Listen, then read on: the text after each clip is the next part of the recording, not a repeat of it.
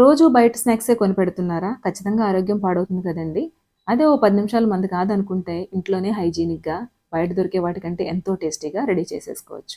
అవేనండి aloo bajji. So, టేస్టీగా ఆలూ బజ్జీ చేసేద్దాం రండి.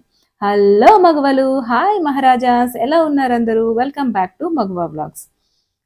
బంగాళదుంప బజ్జీల కోసం ముందుగా మనము ఈ కప్పుతో శనగపిండిని 2 కప్పులు తీసుకోవాలండి.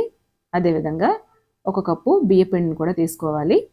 ఇందులో రుచికి సరిపడా సాల్ట్, అలాగే హాఫ్ టేబుల్ స్పూన్ వచ్చేసి తినే సోడాను కూడా వేసుకుని కొద్దిగా నీళ్ళని కలుపుకుంటూ పిండిని కలుపుకోవాలండి ఈ టెక్స్చర్ వచ్చేంత వరకు.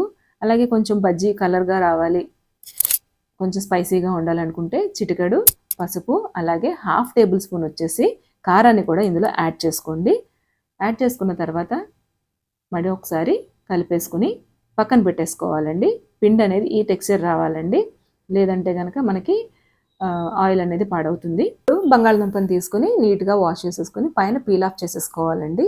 చేసేసుకొని మనము వీటిని చక్రాల్లాగా కట్ చేసుకోవాలి. మరీ సన్నగాను అలాగే మరీ దలసరగాను లేకుండా మీడియంగా కట్ చేసుకుని ముందుగా రెడీ చేసుకున్న పిండిలో డిప్ చేసి వేడివేడిగా మరుగుతున్న నూనెలో వేసేస్తే మనకి ఎంతో టేస్టీగా ఉండే బంగాళదుంప బజ్జీలు అనేవి రెడీ అయిపోయినట్టేనండి.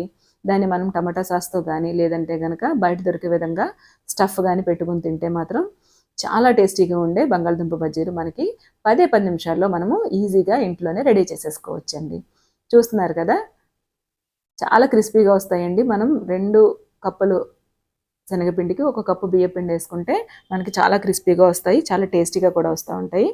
సో ఈ రెసిపీ కనుక మీకు నచ్చినట్లయితే లైక్ చేయండి, షేర్ చేయండి, సబ్స్క్రైబ్ చేసుకోవడం మాత్రం మర్చిపోవద్దండి. సో మరిన్ని వీడియోస్ కోసం మగవ వ్లాగ్స్ని ఫాలో అవుతూనే ఉండండి. థ్యాంక్ యూ ఫర్ వాచింగ్ అండి.